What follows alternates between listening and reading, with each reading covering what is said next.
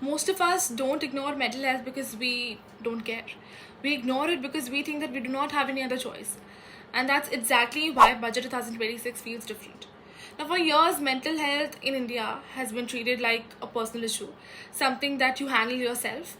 But in Budget 2026, the government finally acknowledged that stress, anxiety, depression, and trauma are public health issues. So the health budget crossed 1.06 lakh crores, and for the first time, mental health is actually a part of it.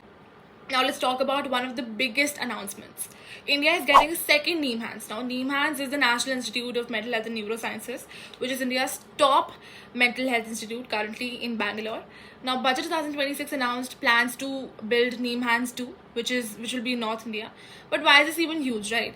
Because right now, if somebody from North India needs advanced psychiatric care or specialized treatment, they would often have to travel across the country to get that treatment. So this new institute now means that we have better access, we have advanced treatment that's also closer to home, and that also means that more doctors are being trained and more research happening inside our country, inside India.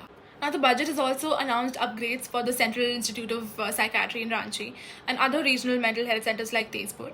Now, upgrading basically means better facilities, more beds, more trained professionals, and stronger mental health services outside metro cities.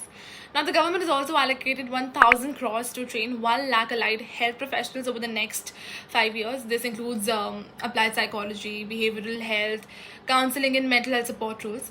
So in simple words, more counselors, more therapists, more trained people who can actually listen and help.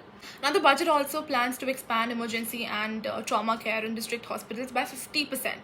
But why does this matter for mental health, right? Because accidents, violence, disasters, and sudden losses also, they don't just affect the body, but they deeply affect the mind as well. So yes, if you've ever felt overwhelmed, anxious, maybe stressed, this actually matters to you. Most importantly, we should also start talking about mental health like it's very normal, because it actually is. Thank you.